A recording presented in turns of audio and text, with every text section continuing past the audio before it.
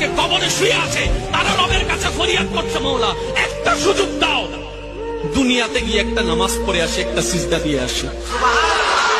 কবরবাসী চিৎকার করে রবকে বলে, মওলা ভুল করেছি, ভুল করেছি, ভুল করেছি, একটা সুযোগ দাও।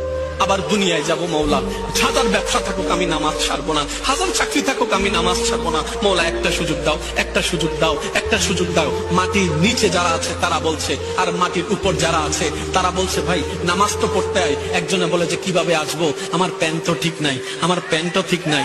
যুবক, তোমার বাবা যদি নামাজ তা পড়ে তুমি পড়বা।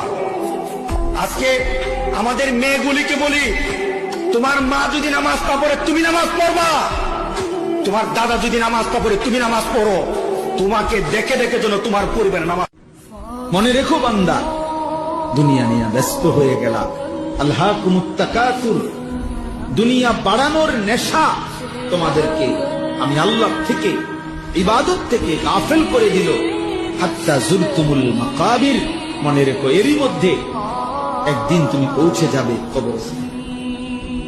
মনোযোগ দিলেও মরে যাইবা, অমনোযোগ হইলেও মরে যাইবা, সেজদা দিলেও মরে যাইবা, নাফরমানি করলেও মরে যাইবা। যখন দেখবেন কোরআন আপনার বাসায় পড়ে আছে আর কোরআনের উপরে ধুলা জমে গেছে, তখন বুঝবেন যে আপনার কলবেও ধুলা জমে গেছে। আপনার কলবের মধ্যে এখন পরিচ্ছন্নতা নাই, নূর নষ্ট হয়ে গেছে। যারা আজকে কবরে শুয়ে আছে তারা রবের কাছে ফরিয়াদ করছে।